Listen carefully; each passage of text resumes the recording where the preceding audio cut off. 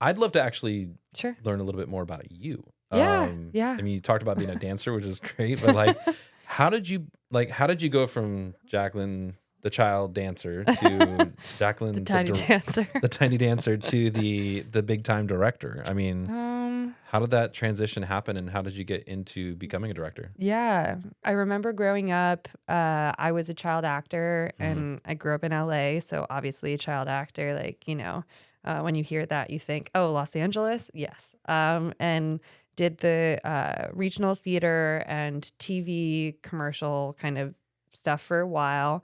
I really loved acting. I think that's why I'm a director too, is I very happy because the more experience I get in my career, I know that means the more kind of like really devoted actors I get to work with, or very actors I've looked up to who basically like dedicate their life to the craft. And those kind of people like really give back, like make me feel I have a purpose as a director when I get to work with them. It's just so crazy. Yeah, I'm just really lucky in that way. I Yeah. feel like I have had that experience as a director, and not everyone gets to have that experience. But I think because I was an actor, I have so much respect for acting. My undergrad was in musical theater. I moved to New York City and I was in a lot of shows, musicals there. And I did a couple national tours. So that was, my 20s was a lot of that. So a lot of like being on the road all the time consistently. Yeah. When you live in New York, what you do is they call it pound the pavement. So Yep. I want anyone listening to this to know there's like no shame in being a server, because I have only gotten in this seat because I've had serving jobs that have paid the bills. So for so long I was working really successfully, but not be able to pay the bills that way. So I would go in the morning at 5 a.m. and I'd sign up because I was non-equity. So I'd Mm-hmm. sign up to audition. I'd go to my job, and then at lunch break, I would go back and try to audition, Yep. see if, they usually have like 300 names on that list. But if they already went to yours and they missed it, sometimes they're nice and they'll go back and say, oh yeah, you can audition. So I would be a resident artist at different theaters and do that for a while and still audition for TV. But I just, I would always get really far in Broadway auditions, like really far for the callbacks.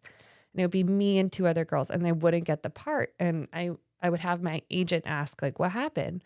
And they said, well, you kind of wanted to direct the role too much.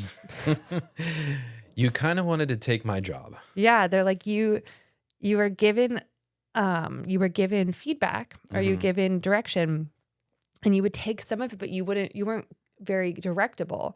And I was like, well, the direction wasn't good. Ooh. Like the character wouldn't do that. And they were completely like, they didn't read the script. And I mean, like really, really, now that I'm a director, I can say that. Like I think they were trying to prove like, this is what I do. I am the director. And I wonder if like some of these New York theater directors, they almost like saw something that challenged them in my performance, like because it wasn't something they crafted on their own.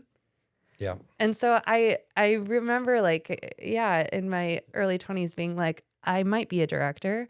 And I had been writing since I was 9. I had been writing like screenplays constantly since I was 9. I never shared them with anybody. Like to this day, I still haven't. But I wanted to create, and I just didn't want, but I didn't want people to be like naysaying about what I was creating. So I just kept it to myself. And I think that was for directing too. For some reason, it felt so personal. And I was like, no. And then I went to this short film academy thing at New York Film Academy, which was incredible.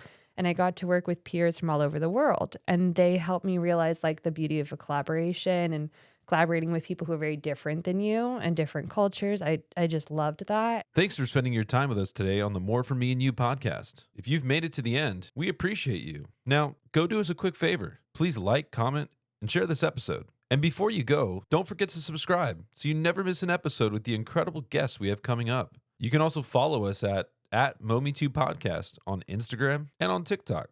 Oh, and for your next movie night, check out the Momi2 app. It's free and packed with amazing movies and shows you've probably never seen. Until next time, take care, stay safe, and we'll see you in the pod.